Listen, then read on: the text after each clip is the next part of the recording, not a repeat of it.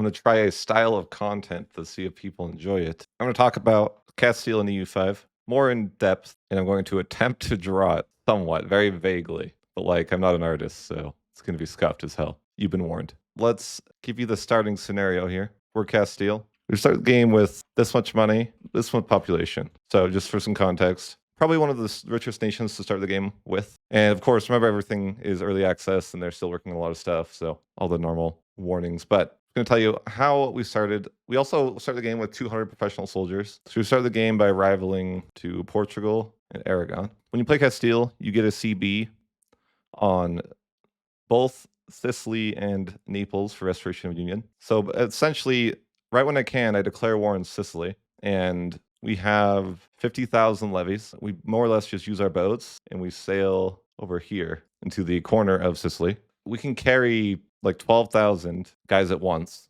So we can't get all our guys there immediately, but it's pretty fast. It's pretty easy. The thing about Union wars is I think they're kind of broken at the moment. You just need about 50 war scored, and then you can get the Union. So if I go there, we go over here, we crush his army, and we're able to Union him really fast. Of course, he has no chance. And throughout this campaign, I will generate the opinion that unions are not worth it at all. But we'll get to that later. For now, he's in a union, but he's essentially an independent nation because we have to pass reforms. We move on to the next war. The next war is going to be on Naples. One thing to note before we go to this next war is that we lose 10K levies to attrition getting to Sicily. That means that we only have 40,000 guys left. We're going to go ahead and declare restoration of union on Naples. We don't get exiled because this person's in our union. And there's actually a crossing in this game. It's really convenient in that sense. There's like a little water crossing. All our armies are already raised, and we declare war. By the way, side note, I think you shouldn't be able to do this in the future. Like I'm not saying they're going to change it. I'm just thinking that in CK3, you can't go to war with your levies raised. I think they should do that in EU4 because it gives the person an advantage, like in this case. But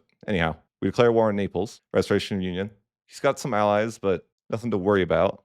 And he's actually got a lot of guys, and the game actually says that they should win. Luckily, Naples kind of goes in by himself a little early, and I'm able to win a lot of battles. It's a pretty tough war. And in this war, we sent in 40,000, and we'll win the war, but we lose 30,000 guys in the process. Now we have two unions. Essentially, this doesn't really do anything for us. It's the idea that it's going to do something for us later, is why I did it in the first place. It turns out this really sucks for me. By the way, Naples isn't purple in the version that I played. I kind of think they should be purple. What the hell, game? Paradox. They're a worse color in the actual game. I know that this is very important info. Anyway, so I end up saving the game and coming back later. I find out that whenever I load my campaign, I lose 1,000 gold. So like, it's kind of funny because it's like anti-bird is what I call it. Like if I load a save, I lose there's some weird events that happen, some glitch, and I lose 1,000 gold every time. And so that happens a lot throughout the campaign, but it's like whatever, I guess, right? It is what it is. I find out I'm paying for 20 forts. I delete every single one of them. So I go from making 12 a month to 31 a month. So classic playmaker move, right? Delete every single fort. I guess I'll explain the estates, the idea behind the estates. There's two values that I really want, that I care about. This is the most important value for me. I'm going to push my nation towards humanist, but the way that I think estates kind of works is that you want to grant away every privilege that gives loyalty and doesn't hurt you too bad, or doesn't really do what you don't want, right? So, but your priority is the clergy. When I'm doing my estates, I'm trying to grant things that don't put me towards spiritualist, because humanist, think of humanist as essentially CCR. The reason is because you have to culture convert to have a fully cored province. So culture conversion is basically tied into coring provinces. For these states, I try to get the clergy loyalty up really high, but I noticed that I accidentally every time you grant a privilege, they changed it. Okay, maybe they changed it. I couldn't say for sure, but in the current version I played, you lose 5 legitimacy for granting a privilege. So I granted the max amount of privileges initially and went to 0 legitimacy, but then that immediately triggered a possible disaster for a coup. Anyways, that didn't turn out happening. I was just like, oh, oops, maybe I shouldn't do that. Anyways, so I spent all my opening money on just expanding RGOs. I keep it simple. There's a button called mass expand RGO or something, and I just spam click that with basically all my money. Back to the war situation. Before, when you disband levies, you used to get all your levies back. And so I was kind of under that impression, but then I realized that wasn't the case. I started with 50,000 levies, and by the time that I finished the war with Naples, I can only recruit 10,000. Portugal has, I declare the war anyways. So I call parliament and I declare war instantly on Portugal. I literally cancel my levies from this war and then declare war on the same day. This war is not ideal for me because Portugal's a bully. It works out, but I have no forts, and Portugal carpet sieges me like this. So Portugal goes into this mass carpet siege, which I think, by the way, is he's throwing, but it is super, super annoying, okay? So he sends a 2,000 stack in every direction, and I have one 10,000 stack that I have to play whack-a-mole with. And the AI is very good at knowing capital provinces. So in EU5, if you conquer the capital, it conquers the rest automatically, and the AI is perfect at knowing which is which. They're just going to siege out those provinces, so they're going to go straight for the ones that siege out the region, so to speak. So anyways, this war is rough. It's whack-a-mole, but really he throws by trying to carpet siege. It's almost as if me deleting the forts made it so I could win. I just had to deal with an annoying situation. This war does take a while, and during this war, the Black Death happens. And just if you guys don't know, the Black Death happens 1346. I have a certain way to handle the Black Death. I completely ignore it except for one thing. And it only is because I don't want my leader to die in this scenario, because that I just got these unions. So I'm going to isolate the court. Other than that, I will not do anything, just because I don't want my ruler to accidentally die. All right, so I make a save and I come back to play later, and this cost me 1,000 extra gold. I wanted to note that again. So I lost. So I just lost another 1,000 gold from loading a save. So it happens, and this happens during the Black Death too. It's like whatever, right? We end up taking land from Portugal. So this is the area of land that I take from Portugal in the first war. And then I instantly declare on Aragon. Yes, I don't have enough war score to annex Portugal. So I take everything that I can take from him. I use a parliament action for increased levies so I can get extra levies. And then I go ahead and invade Aragon. And by the way, I'm not doing anything with these provinces right now. They're just sitting uncored, and I'm not planning to core them, but we'll get to that later. So in this war with Aragon loses 2 massive battles, and that's immediately 32% war score, and I chase down his army for 50 war score. So within months, I'm at 50 war score. The thing about that, though, is it doesn't matter, because you can't take land unless you siege it. At this point, I took a little break and came back. I lose another 1,000 gold when I reload the save. Not that it matters a lot, but I am constantly losing random gold whenever I reload the game. So we didn't capitulate. We took Navarra. We took a ton of Aragon. And through this campaign, I'm intentionally going to take a lot of land because I want to see what antagonism is like. So oftentimes I'm like trying to push antagonism to the limit. So I try to use the assault button for science, and just for you guys' info, they nerfed this super, super hard. You cannot assault forts with levies. To give you an idea, I had 13,000 levies, and I tried to assault. They have a 180 garrison, and I try to assault. I take out 5 guys, and I lose 1,000 in the process. So you would essentially have to do this. I'm not going to do the math for you, but you can see that it's not ideal, right? It's so basically, you'll never do that in the current version. It's just never worth it. I've even had a scenario where I've had 10,000 guys trying to breach like a 25-man garrison, and I would lose thousands in the process. So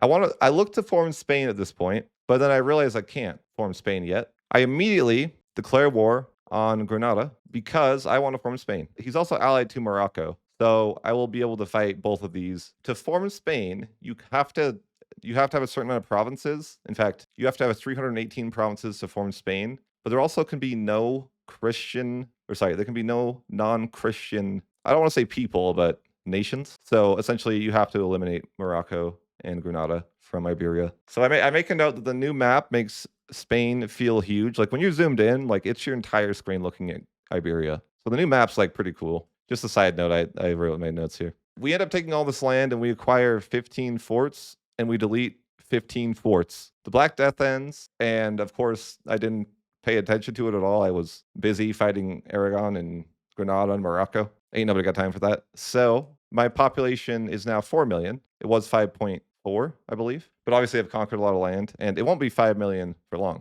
And I want to explain something that I'm trying in this campaign that I find is really broken. And it is basically the integration style. So to explain how integration works in this game, you need to use a person to integrate the province in every region. So Think of it like, everyone in red is like a different region, right? I'm not going to draw it perfectly, but something like this, right? So it's like you would need to integrate all of these different areas, and it would take a long time because only, it's like one cabinet action per. Instead of doing that, I have a new idea. We create fiefdoms. Fiefdom is basically a more integrated vassal.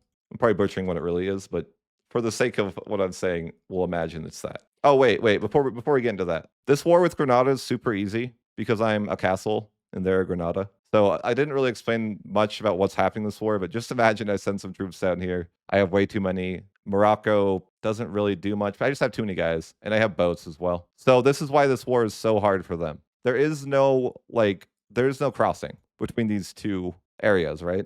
Like there is in EU4.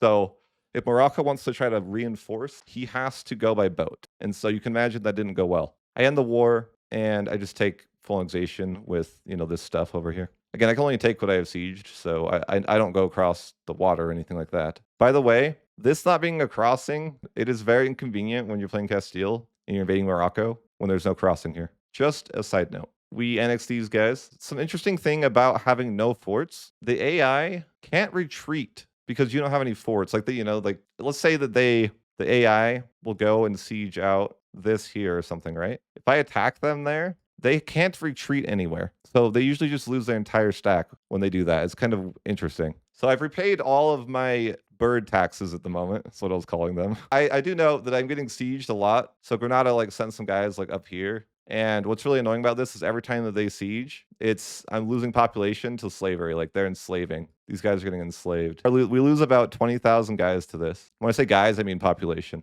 And that happens before we can end the war. So not a big deal, just something to take note of that we did lose a bit more population there. And I don't know how they're enslaving these people when they get annexed, though. To be fair, I'm like, that's kind of silly, right? Like they're enslaving these people, 20,000 of them, but they don't exist. Where are they going with those slaves? I don't know. We form into Spain after that war. So it is 1360, and we form into Spain. I write in the notes that Spain is a slightly more gold color, just so you know. Like more of a gold than yellow color. Like formables aren't really that impactful in EU5. There might be some unique tech that I can get, but that's probably about it, right? I'm not getting some massive bonus for forming Spain. So we go ahead and release 30 fiefdoms here. The idea is that they are going to free up a cabinet action. So instead of me having to integrate every province and that taking ages to do. So I am a kingdom. You don't see it in this map mode, but I am a kingdom. That is like a level 3. And they have extra diplomatic capacity. So I can roughly have 50 fiefdoms. So I'm not even near my capacity. But the idea here is that I'm going to integrate them, and then I'm going to use my cabinet to promote the culture. It essentially saves you a cabinet member by just constantly doing this. There's a slider called, I forget what it's called, I think just diplomacy. If you have this slider on, you get more, think of it as maxed relations. So I'm able to improve relations with 9 people at a time, as well as annex 1 person. So this is something that I'm going to be constantly cycling through. So for example, I'm going to improve with these people to start, and then I'm going to annex 1 at a time, and then eventually I'm going to do, move on and on. So I'm kind of just going through and improving where I can. Of course, I have 30 subjects, so I can't improve with everyone at the same time. So through the campaign, we will never integrate provinces ourselves. We will always take the land and then release every state into a fiefdom and integrate it. This is essentially just the way that we're coring. And it's way better. I don't know. It probably should be nerfed because it's so strong. So it is currently 1365, and I am making 43 a month. The reason I'm pointing this out is because I make more money than I did before the Black Death. Just for some context, Black Death is in 1346, and by 1365, I make a significant more than before the Black Death. And as I mentioned, I ignored the Black Death completely. I didn't do a single thing to prevent it, like build hospitals or anything. I'm one that would say I think the Black Death should feel stronger than it does currently, because I feel like you just ignore it and it's not really a big deal. So my next war is going to be against Portugal for a second time. I'm going to go to war with Portugal, and he's allied to Aragon. So this is just a way to finish off Iberia. It's a nice, easy war, and they're allied to each other, so it just makes it convenient. We kind of have something like this, and we're able to take half of a province here, but Morocco's occupying the other part of it, so we can't get it. And then we get some land over here as well. Let's say that's something like this. Randomly, I noticed that I have 9 children that I need to marry off. So we marry off all 9 of these children to random people. But generally, we marry people that are the highest prestige, like highest great powers. But yeah, we have 9 kids. We marry them all off to random people, and that's great. Real marriages don't work like they do in EU4. You're not limited. That doesn't like hurt you to have real marriages. Now, I'm gonna explain control a little bit of how I'm building, and it probably won't make sense, but maybe it could. I don't know. So let's say my capital is here. So the idea is that you want to build up your nation in like a spiral around your capital, because your capital is like a power source of control. That's how you could think of it. So essentially, imagine that I want to turn like everything around in a circle into cities and then build roads. So like you're really developing up the part of your nation near your capital. So we're building roads like out from our capital as well to like different places, right? So the scuffed drawing. The point to note here is that when you're building up, it's important that you surround your capital with a lot of the buildings that you're going to build and things like that. So my rule of thumb is if a province is more than 3 away from your capital, you don't build roads. So no roads, at least level 1, no level 1 roads past this point. So essentially, you should only be focusing on developing provinces in the early game that are 3 away from your capital at max. Beyond that, you want to spam bailiffs, and bailiffs provide a bit of control when you are so far away from your capital. So think of it like this. A bailiff and your core provinces give about 40 control. So think of this like, it's almost like EU4 half states if it's not surrounded by your capital, right? So everything else that isn't directly by your capital is essentially in half states. But to do that, you're going to have to build bailiffs, and they are a bit expensive, so it's not something you can do immediately. But essentially,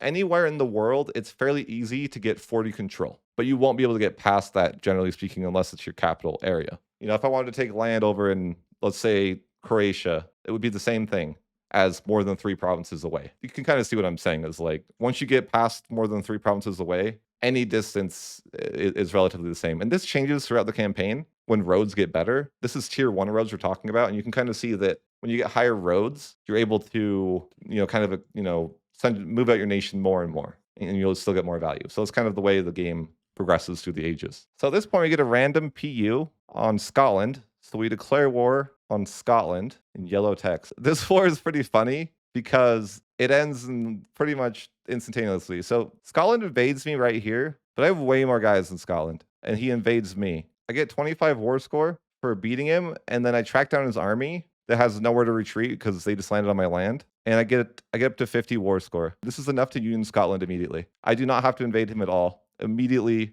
I can union him. So I do that. Trust me when I say I will regret this later. Part of the problem with the PU thing is that the first law won't pass. And just imagine it like you're in the A tree. I know this is going to be a weird thing to imagine, but there's basically a centralized and decentralized way for unions. And I cannot pass the centralized way, which would lead to annexing him. So I have to go decentralized. But that's something that kind of happens to me. I over and over, I try to go centralized, but I'm forced into this kind of decentralized path within my PUs. So I do take note that I currently only have 16 control in most of my nation. This tells me that I need to build bailiffs, as I kind of mentioned earlier. So I start spamming bailiffs as basically what I'm spending all my money on. So I'm investing most of my money into bailiffs. We start building cities up around our capital, as I mentioned, and we have 20 cities surrounding our capital. So the second that we get the technology for armories, we're gonna build 20 armories. These generate manpower, and because we've made our nation in such a way, we have tons of control in the area that we're building our manpower buildings. This is by intent, of course. Not long later, let's say a year later, we recruit 3,400 professional soldiers. This number would currently be more than the entire world combined. And that's generally a problem with the game in the current version that I'm playing. Again, I don't expect this to be the way when it comes out, but in the version that I'm playing, I will always have more of a standing army than the rest of the world combined. So this is obviously a major issue, and of course, I'm in an early version. I wouldn't be too worried about this. Anyways, so I'm going through, I'm annexing subjects, and I've written a note on 1408. I've annexed about half of my subjects, and we're kind of doing it randomly. I don't know why I did this. Just say I've kind of randomly annexed some people, but it's all over the place. But what I'm doing, I'm using my council, or no, sorry, I'm using my cabinet to culture convert everything to Castile. That way, I'm getting the plus 20 control modifier. If you just integrate a province, you only get a bonus of 5 control. Whereas if you culture convert it or culture accept, but that's limited, you'll get 20 max control. So obviously this is a huge difference. The point being is it's very important to get the 20 control. Think of it in terms of EU4 as literally like 15 autonomy. It'd basically be that. There's only a max of negative 100 to annex subject, and you can improve relations up to 220. I don't know why it's 220 and not 200. Don't ask me. Oh, also, you only need 150 relations to annex instead of the 190 that you would need in EU4. So all these combined make it very easy to chain annex subjects. So the next major event of note, again, I took notes for a little bit while I was playing so I could make a little bit of a recap for you guys. I note that my first revolt occurs in 1417. And what's cool is that they added a button that I recommended in the UI that just instantly annexes the rebels instead of having to go into a peace deal. So this is actually a piece of UI that I recommended that they implemented, which I think is pretty cool. So there's just a button. So basically, once you go to War with the Rebels, there's just a button that annex that, like you hit annex revolter. And this is something that I directly suggested before you had to go into like a peace deal screen. Paradox is listening. And there's actually multiple pieces of UI that they took for my recommendations, which is really cool to see. And that's why I say the community is super important. Make sure you guys are voicing your opinions. They actually care about what you guys say. An update for 1417 is I have a third cabinet member, but I'm really late to this. I could have got this way earlier. So this means that essentially I can use 3 cabinet members to integrate a culture at a time. So you can kind of see the cycle of I'm constantly annexing subjects and then I'm using my 3 cabinet members to culture convert. And that's why when I mentioned earlier that humanist is very important, or it's the most important value, is because humanist impacts how fast you can culture convert.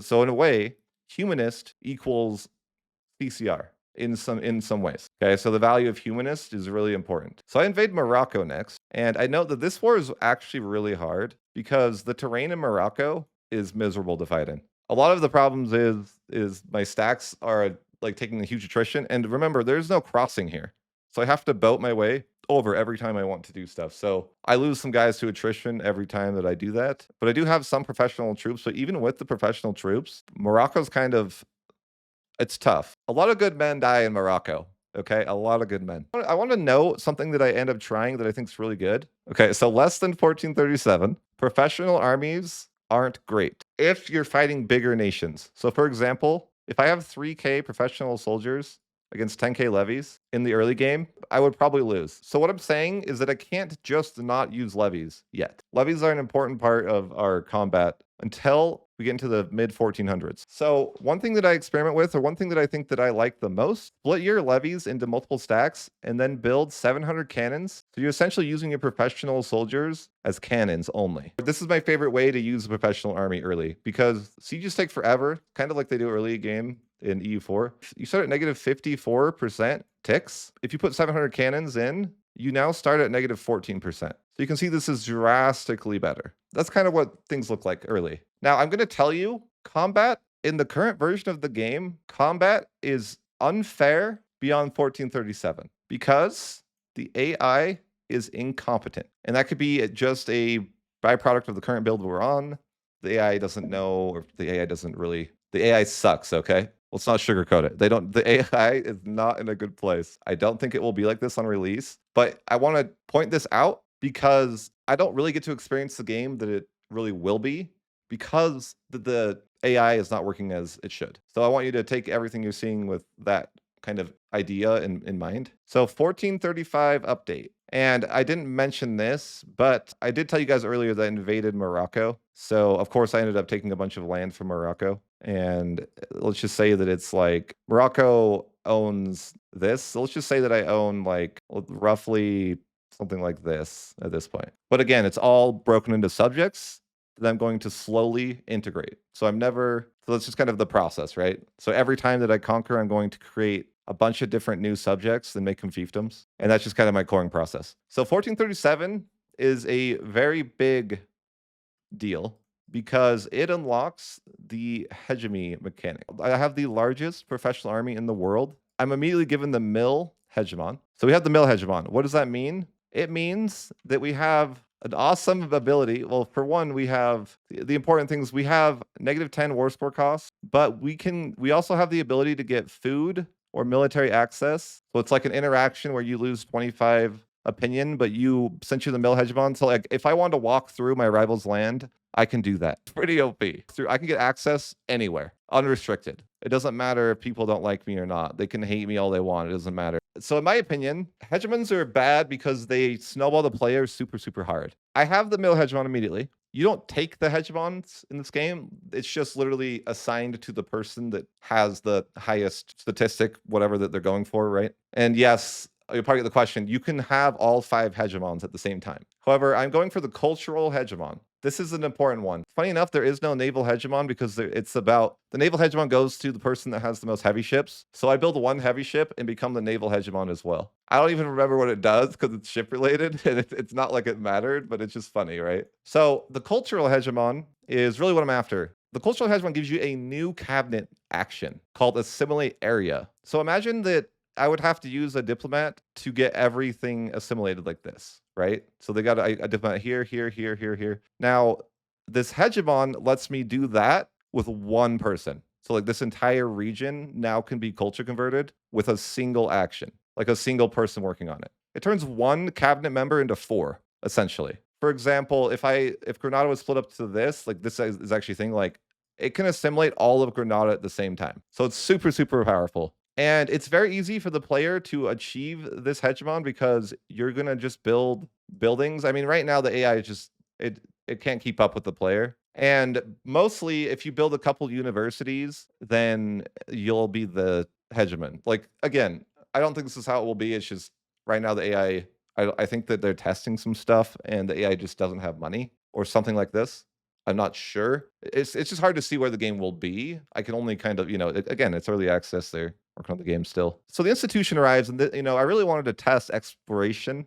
That's kind of the major reason why I wanted to do Castile, because some of you guys have been like, well, how's exploration? How's colonization? And stuff like that. So a part of it is I really want to test this. The Pope gets the institution, and I'm like, that's lame. The Pope got exploration. Like imagine the Pope gets the exploration institution. So I cannot start doing colonization stuff until I get the institution. So I come up with a solution to this problem. So we invade the Pope. The war is rough. It's one of those wars where you just didn't get what you wanted, but it's time to go home because all our guys are pretty much dead. And we just take 2 areas, but we do have Rome. So we have once again put these provinces in the hands of our subject. But then there's an interaction where we can pay our subject to give us give us the institution, more or less. So we're now using these subjects to buy the institution from them because we want to go to the New World. So we hit 1465, and this is where the AI really starts to struggle. So it's now 1465. And the reason being is because we have unlocked the next tier of professional troops. And to explain to you what happens in any type of war from here on out. So essentially, I could only field, let's say I could field 4,000 guys before without hitting attrition. But now I can comfortably have about 9,000 guys. So essentially, this is the point where I no longer use levies in the campaign and in most campaigns, which means you can take certain laws that will be helpful. Like you can give laws that reduce this amount of levies that a certain estate provides in return for something good for you.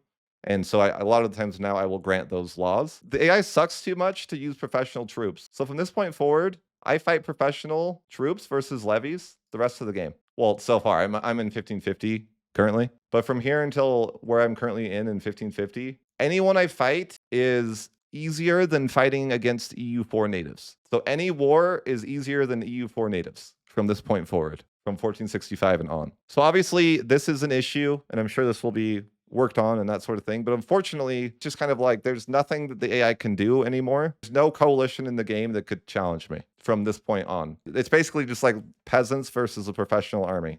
I mean, you can see how that doesn't really work out for them. Funny enough, in the first version I played, this wasn't like this. And the reason is because they nerfed economy, but they also nerfed economy, if that makes sense, right? So basically they tried to nerf the player because the player is getting too rich, but as a side effect, they now have the AI in a crippled spot where they kind of just can't make it work anymore. It's almost as if the game was designed around this certain economy and it just doesn't really work anymore. So I'm sure they're kind of working on it and all that sort of stuff, right? But for now, it's like once you hit this point in the game, it's kind of like maybe I should ban myself from using professional troops. But a big problem with the game or with the balance, that sort of thing, is that anytime they find, this is OP for the player, so we should nerf it. Well, unfortunately, they nerf it for the AI as well. And yeah, right now, the AI basically, I think that they lose all their money on forts and can't afford to do anything else. This is my theory. So unfortunately, it's like I can tell you how the game went from here on out, but I'm kind of just in a world of my own, meaning that there's not really much resistance in terms of anyhow. You kind of get the point of what I'm saying. So I want to talk about cultural investment because it's a funny topic that I had some notes on. So there's a mechanic that you unlock that allows you to it's a slider where you pay for prestige. But the problem is that essentially if you unlock the tech, you have to pay at least 100 a month. So I have to pay 100 a month and it actually still hurts me. I lose prestige if I pay 100 a month. If I want to gain prestige, I have to pay 200 a month. So I think the way would be to never take this technology that's called it's called like promote culture. I would say never take this technology because it's just you're losing 100 a month for yeah, anyways. So I think the meta will be do not take that technology and anything that is past that technology, and then they'll probably nerf that and make you take it anyways. So but for now, I would say do not get this technology. It just costs so much money. And even if you put the slider to the lowest possible, you have to pay a lot of money. Also, generally, your stability is like 40% of your economy. So I think it's almost never worth to pay for stability. You should always pay 0 for stability and instead use the cabinet action to boost your stability. So that is just my thoughts on some of that. I won't bore you with too much of the details here. So I'll give you an update at 1478. We decide to invade Mali. We go way into Southern Africa and invade Mali. And this is actually super awkward because I realized that Mali is way bigger than I anticipated. And he's kind of like this giant empire. He's not like he's expanded a lot. I basically never knew where Mali was and went down there and kind of it was rough. But at the same time, I mentioned I have professional soldiers that kind of just win for free because the AI doesn't. But I lose a lot of professional soldiers just from attrition and stuff like this. And yeah, so Somalia is just a lot harder to invade than I anticipated. But we end up taking a couple things when we kind of just leave and we're like, why are we here? Type of vibe. But yeah, I think Mali is going to be an insanely strong multiplayer nation because they just have insane areas to defend. So Mali is probably insane for multiplayer, just saying. So the AI does start to come online with professional troops around the 1600s. So the issue with the AI, though, is between 1437 and roughly 1537. So it's as if between these years, you have professional armies and they don't. And then after that, they kind of somehow figure it out. But anyways, so the biggest issue with the game right now is that those are very important years. I almost need to my future campaigns not use professional troops, as I said. But anyways, let's talk about the colonization because I know that's what a lot of you guys have the questions about. How did that feel? Okay. Actually, I want to mention before we get into the colonization, I want to mention something funny. So I declare on Athens because I'm sick of my PUs and they're not working. So I get into war with my subjects. Naples is allied to Athens. And so now I'm at war with Athens, Naples, Sicily, and Scotland. Because F these PUs. I actually am so sick of these PUs. And as a side note, it's about 1490 at this point. I made it to the New World. In fact, I wrote down I made it to the New World in 1487. But I immediately am spending 300 a month on colonies because I'm trying to out colonization. I think actually I'm spending 200 on colonization and 100 on exploration. So when I declare this war, I start a scenario on accident. It's the Italian League Wars, which I didn't mean to do. I was just trying to get rid of my annoying PUs because I couldn't integrate them because I was stuck on this decentralized path. And I have no, what's annoying is there is no way for me to cancel the union. I am permanently trapped in a union that is decentralized with these 3 people. I cannot leave the union. There is no way out, but I want the land over here. I don't know why I want the land over here. Probably because I noticed at this point that I can form Rome, but I need like 2,700 provinces to form Rome. But I'm like, hey, let's just start getting some provinces. I mean, it's called the Iberia League, but you know, it's just me in Iberia. But I imagine that they intended you to not murder Portugal and Aragon within the first 10 years of the game, and that you would kind of combine together to invade together. But anyways, I'm in the Iberia League in this league war or this interesting. And the Teutons actually joined me randomly on my side, but basically you can set laws that for like mutual attack and mutual defense. And it gives you like, it's kind of cool. It's like some flavor that you can like pay for claims. So you can like spend money in return for claims. You can call in your league people. You're fighting league wars. So whenever you declare or whatever, you can call. I can call them. Let's say I can call them the Teutons, but they're going to be in different type of states. Like I think there's the HRE League, and then there's like the Venice League, things like that. I'm probably butchering it, but the point being is that there's a bunch of leagues kind of you fight in Italy, and this is the type of flavor that I really like in the game. And they're called I think situations. I think that's the word, but it's an interesting situation. So we can use it to get claims, use it to kind of invade, and to win you need 200 provinces in the region. And this is there's kind of a funny scenario later because I actually go and murder Provence and like all of this area up here, and it's not Italy. I just go murder Provence for no reason. And I was like, "Oh, oops, that's not Italy." But yeah, that happened. Rest in peace, Provence. There actually is a decision that you can like hire mercenaries. So like different nations will hire out their armies for you. But there's a bunch of different stuff in these league wars are really cool. I think that there right now there is an issue with like events spamming, and there's definitely like it's not quite perfect yet, but I think it's going to be a much better scenario than the league wars of EU4. I think people are going to like it a lot more. I certainly thought it was cool. I unfortunately didn't get to win the league situation because it just didn't work out that way. Because the game's cursed. Okay. I couldn't win the league scenario because the game's cursed. Because Naples is my subject, but not really. So I basically cannot get the 200 provinces that I would need to do this because I cannot get the land from Naples. But I do end up conquering like a ton of Italy. Like a ton of it. Just a bunch of Italy after this, right? So I'm starting colonization, but at the same time, I'm invading Italy. But I'm spending like 300 a month on colonization while I'm invading Italy. But again, my rule of earlier that we talked about is basically like I have professional troops and I'm unstoppable. The entirety of Europe could coalition me and it would not matter because I have a professional army and they have levies. Unless they somehow giga death stacked, which I doubt they would do, but even if they did, they'd probably die horribly to attrition. The AI is completely incapable of fighting against me because they have no professional armies. This wasn't like this when I played the game the first time. So clearly they're testing stuff and they've kind of, and I think that, again, as I said earlier, they nerfed the economy. So negative economy, the player, but this unintentionally nerfed the AI really bad. Now, I don't know how they're going to solve this issue, but I'm sure that they know that it's an issue and they're going to have to work on it. But I will say some couple things that I really enjoyed building up my nation and building up control. And in general, the building mechanics are very fun to play with. And so when I'm playing this early access, it's cool to see what I can do, but unfortunately, I don't have a lot of opposition yet. Definitely not the best screenshot to explain colonization. I'm going to explain it the best I can. When you explore, you have to imagine that you have,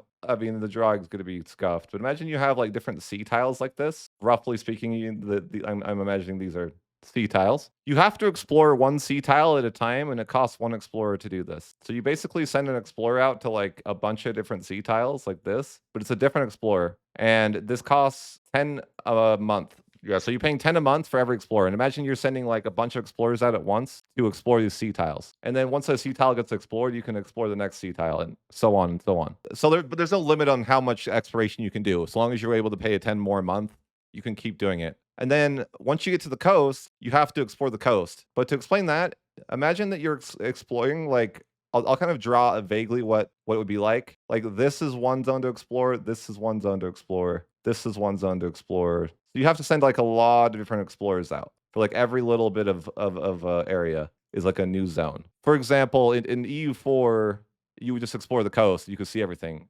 In this game, you have to send out like a bunch of different explorers over and over and over. So it kind of takes some time to do this. But of course, I think that's idea is to slow you down a bit because if the institution spawned in your land, this is kind of the only thing that'll slow you down, right? Because I was there late because the institution didn't, as I said, it spawned in the Pope's land. Essentially, you can colonize everything that you can reach at the same time, but it progressively costs more money. But it's not like double like it is in EU4. The way colonization works is like you're colonizing like an area. So you're not colonizing one province, you're colonizing an area of provinces. So basically, when I'm colonizing the coast, I'm able to colonize the coast so much because it's like this would be like one region, right? Or one region. And so when you're doing these, you can colonize a ton of stuff at once. The caveat is that it costs a lot of money to do so, and it's pretty slow. However, by 1550, I pretty much have the entire coast colonized. Well, not the entire coast, but probably something like this. So no one else could colonize in North America because I have completely blocked the coast. Not that I have a ton of colonies inland. I don't. I don't have hardly any land inland, but I've essentially just intentionally blocked the coast. So nobody else could do anything. And you'll note that there's basically no natives.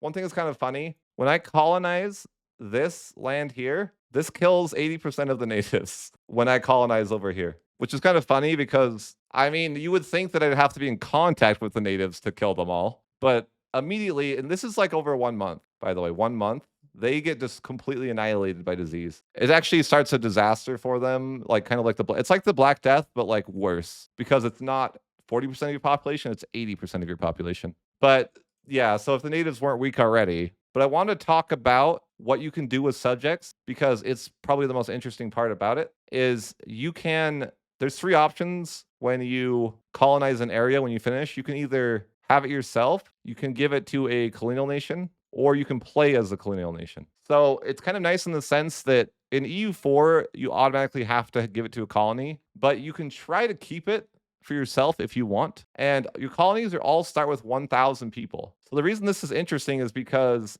well, in my experience, I tried to build bailiffs. I mentioned bailiffs being really strong earlier, but I can't do this here. I cannot build bailiffs here because I don't have the right stuff in the market to do so. I think I don't have paper and maybe something else. So I can't really benefit from bailiffs at all because there's nothing in the market. And I can't build paper factories. So I cannot build paper factories because you have to have 2,500 people to make a city. And I have about 1,000 in each city.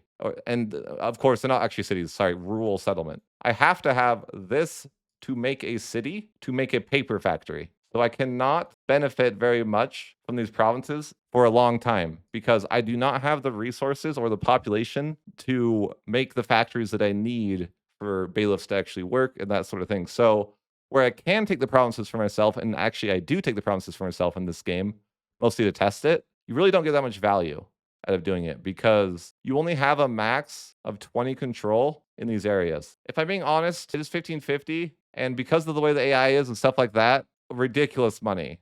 Like, I don't know, 1,000 a month or something, right? And where I could invade Mexico, I'm honestly just bored of the campaign at this point, if I'm being completely honest. So this is kind of where I decided to wrap up the campaign.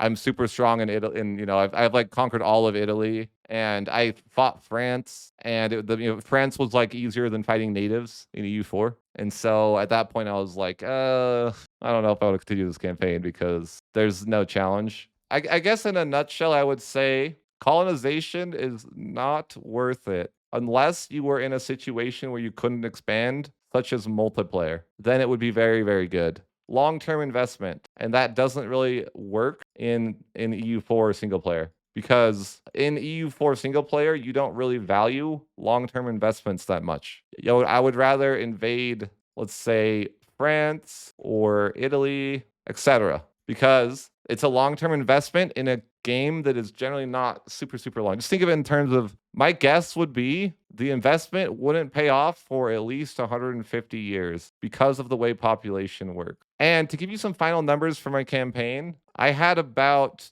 25 million population, with about 70% being my culture. That's my Spain campaign in a nutshell.